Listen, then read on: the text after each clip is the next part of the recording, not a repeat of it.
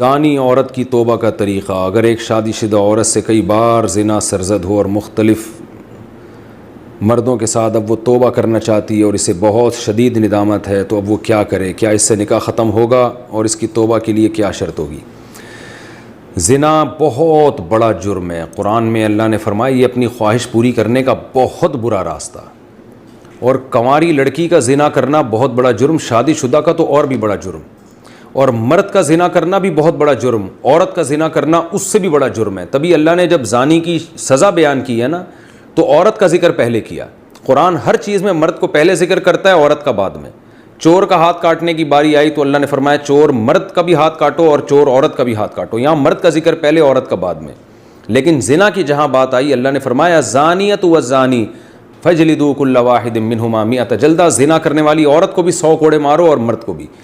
تو یہاں عورت کا ذکر پہلے اس لیے کیا کہ عورت میں زنا کی رغبت کم ہوتی ہے اور اس میں حیا بھی ہوتی ہے، اس کے باوجود اس کا زنا کرنا یہ بہت بڑا جرم ہے. مرد کا بھی زنا کرنا بہت بڑا جرم ہے. سزا اللہ نے دونوں کی ایک رکھی ہے، لیکن حقیقت میں یہ فرق ہے ان میں، یعنی عملی طور پر دونوں کی جرم میں فرق ہے. اب سزا اللہ نے ایک کیوں رکھی ہے؟ اللہ کی حکمتیں اللہ بہتر جانتا ہے.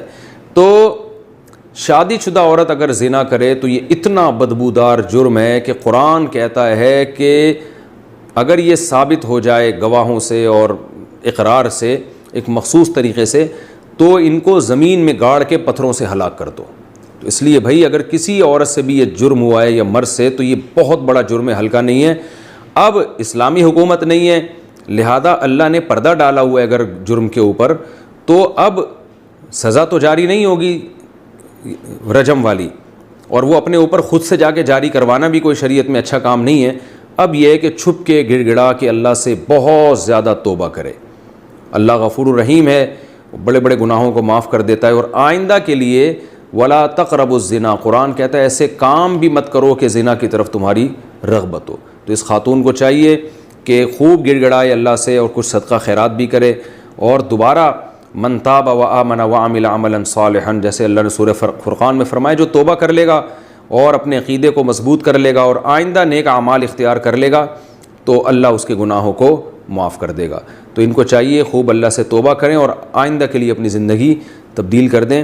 اللہ غفور الرحیم ہے. اور پھر سچی توبہ کرنے کے بعد اس جرم کو بھول جائیں، نہ کسی کے سامنے تذکرہ کریں، نہ خود سوچیں ایسے جیسے کبھی کیا ہی نہیں ہے. ایسے اپنے بارے میں یہ ذہن میں رکھیں کہ جیسے میں نے کبھی یہ کیا ہی نہیں ہے، بار بار اس کو سوچیں نہیں. پھر